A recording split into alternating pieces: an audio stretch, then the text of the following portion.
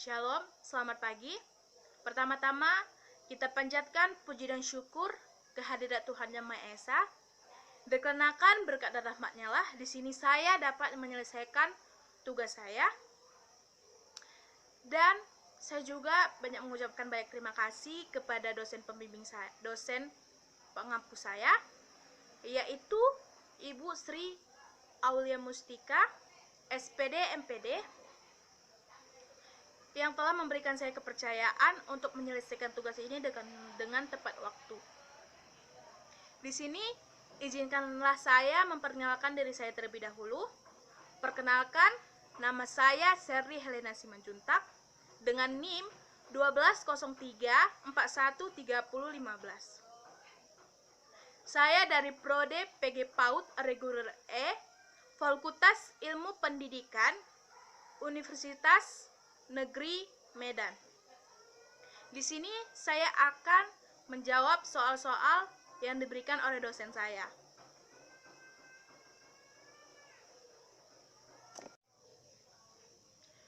Untuk soal yang pertama, yaitu jelaskan pernyataan berikut. Pendidikan berperan penting dalam mewujudkan dan mengembangkan nilai-nilai baru yang diinginkan menuju masyarakat Indonesia baru. Jelaskan sudut pandang Anda tentang kalimat berikut. Menurut pandangan saya, pendidikan sangatlah penting dalam mewujudkan dan mengembangkan nilai-nilai dalam menuju masyarakat Indonesia yang baru. Karena dengan pendidikanlah masyarakat bisa menjadi manusia yang mempunyai ilmu untuk masa depan negara Indonesia. Coba kita bayangkan saja, jika pendidikan tidak berperan penting atau hanya untuk hal-hal yang seadanya saja. Apalah jadinya masyarakat Indonesia? Bisa saja kita dijajah kembali oleh negara-negara asing lainnya. Dikarenakan daya pikir masyarakat tidak lagi bagus karena kurangnya pendidikan yang mereka dapat. Jadi, menurut saya, pendidikan sangatlah penting bagi masyarakat Indonesia dalam mewujudkan dan mengembangkan nilai-nilai baru agar terwujudnya cita-cita masyarakat Indonesia. Dan hal itu harus ditanamkan sejak usia dini agar masa depan Indonesia mempunyai generasi penerus bangsa yang baik. Soal nomor 2. Good dan Brovy tahun 1986 menyebutkan bahwa ada 8 profil guru yang diharapkan siswa, yaitu yang pertama periang, kedua suka berteman, ketiga beremosi matang, keempat jujur dan ikhlas, kelima dapat dipercaya, keenam sehat mental, ketujuh dapat menyesuaikan diri, kedelapan merupakan pribadi yang kuat yang memiliki otoritas tapi tidak berotoriter. Dari kedelapan profil tadi, jelaskan yang mana 4 yang sudah kamu miliki dan kenapa kamu merasa sudah memiliki profil tersebut. Menurut saya, yang saya sudah miliki, yang pertama ialah periang. Mengapa? Saya memilih itu karena saya adalah orang yang mudah sekali tertawa. Dan saya itu adalah orang yang termasuk orang yang humoris. Dan pada anak kecil pun saya sangat suka sekali bermain bersama mereka, mengajak mereka tertawa, bermain bersama-sama.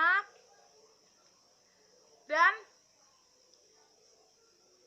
saya pun terlalu tersenyum dengan anak-anak siapapun mereka. Dan yang kedua, suka berteman. Mengapa? Karena saya senang sekali kepada anak-anak. Karena menurut saya, anak-anak sangatlah imut.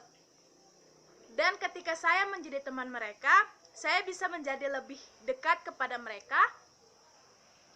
Dan saya sangat senang sekali berbaur kepada anak-anak, karena anak-anak masih polos, tidak sama dengan orang dewasa yang penuh dengan drama yang dimainkan oleh orang dewasa tersebut. Jadi anak kecil itu sangatlah polos, mereka tidak banyak berneko-neko, jadi saya sangat suka. Dan yang ketiga, beremosi matang.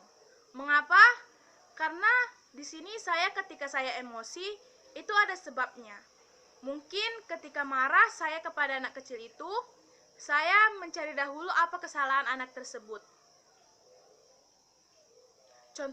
Contohnya saja, seperti anak itu nakal. Mereka mendorong teman sekelas mereka. Di situ saya akan memarahi mereka, sambil saya menegur mereka, dan saya mengatakan, jangan seperti itu lagi anak-anak. Itu perbuatan yang tidak baik, dan Tuhan tidak mengajarkan kita seperti itu. Jadi jangan seperti itu. Coba kamu bantu kawan kamu untuk bangkit kembali, lalu minta maaflah kepada temanmu itu. Saya akan mengatakan seperti itu supaya anak tersebut mengerti dan paham agar tidak melakukan hal itu lagi. Lalu yang keempat di sini, dapat menyesuaikan diri. Mengapa? Pertama, dengan saya suka berteman dengan anak kecil, berarti di sini saya juga bisa menyesuaikan diri dengan baik, dikarenakan dengan kita menyesuaikan diri kita, maka kita dapat menjadi teman mereka.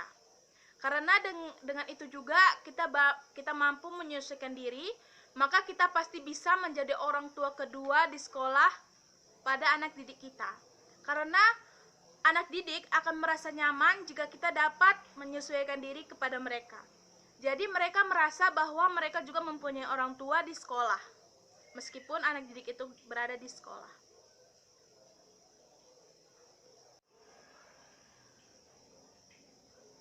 Untuk soal nomor 3, cari 2 teori hakikat belajar, kemudian jelaskan. Di sini saya untuk yang pertama yaitu jenis-jenis belajar. Jenis-jenis belajar ada 8, yaitu belajar isyarat atau signal learning. Belajar melalui isyarat adalah melakukan atau tidak melakukan sesuatu karena adanya tanda atau isyarat. Misalnya berhenti berbicara ketika mendapat isyarat. Telunjuk menyilang, mulut, tanda tidak boleh ribut. Atau berhenti mengendarai sepeda motor di perempatan jalan pada saat ada lampu merah.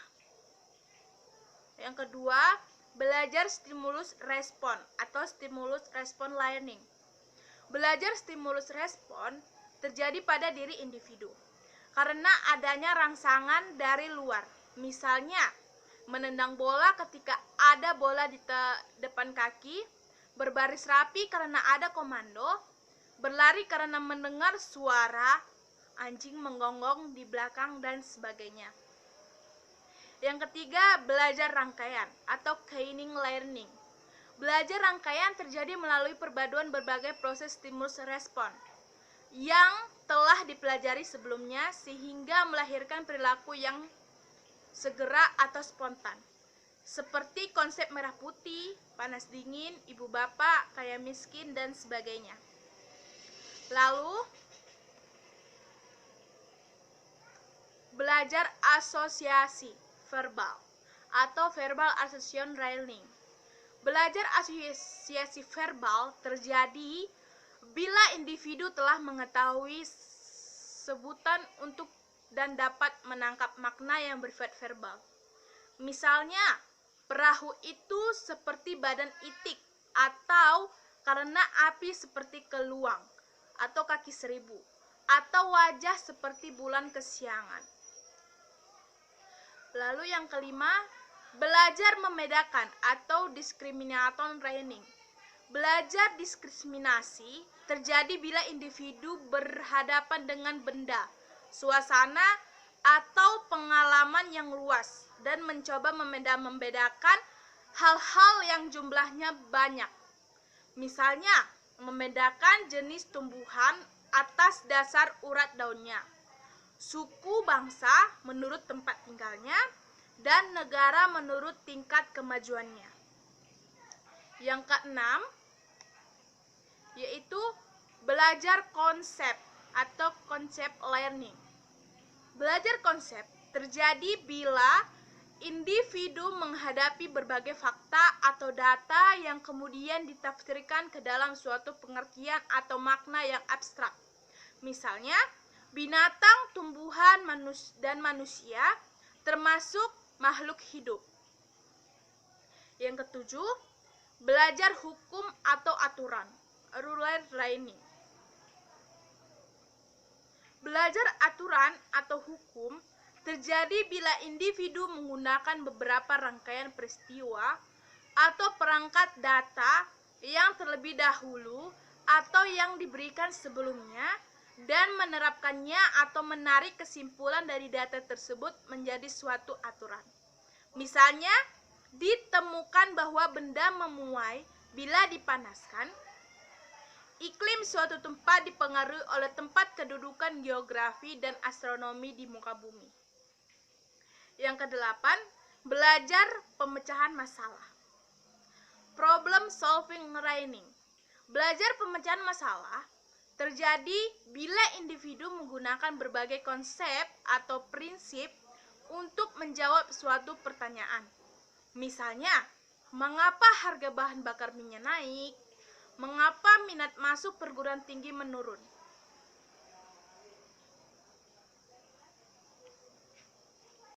Lalu hakikat yang kedua yaitu belajar mempunyai ciri-ciri sebagai berikut.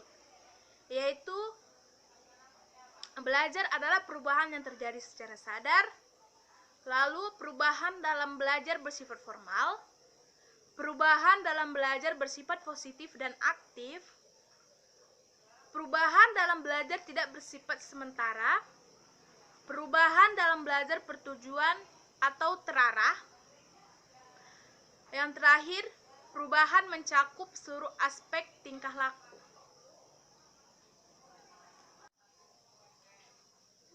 Soal nomor 4. Jelaskan hak dan kewajiban guru sebagai tenaga pendidik dalam lembaga pendidikan formal yang sudah dijamin dan diatur dalam Undang-Undang Dasar Nomor 14 Tahun 2005.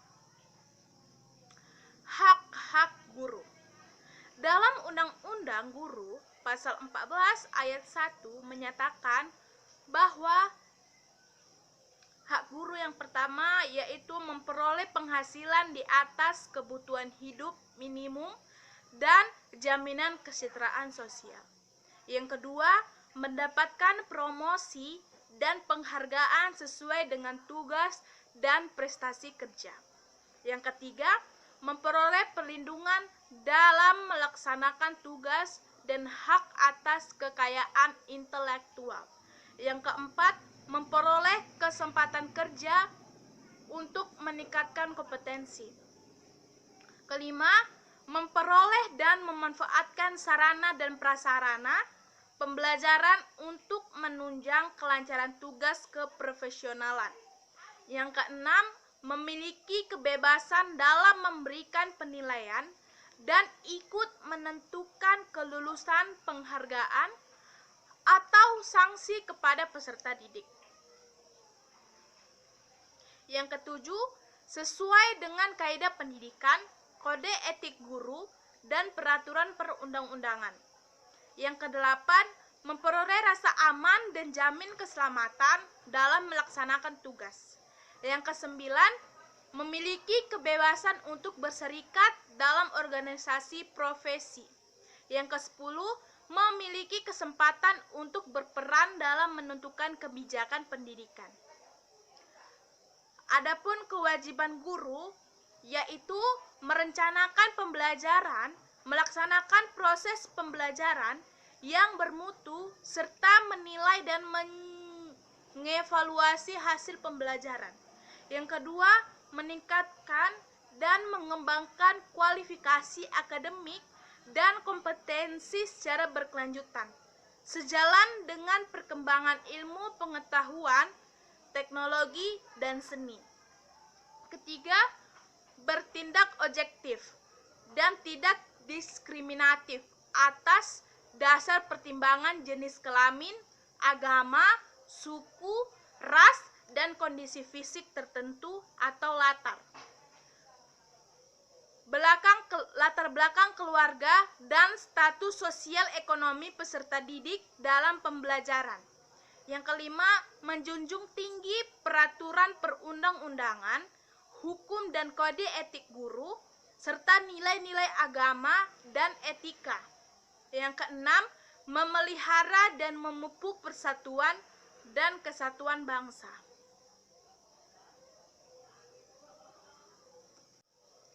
Sekian dari saya. Terima kasih.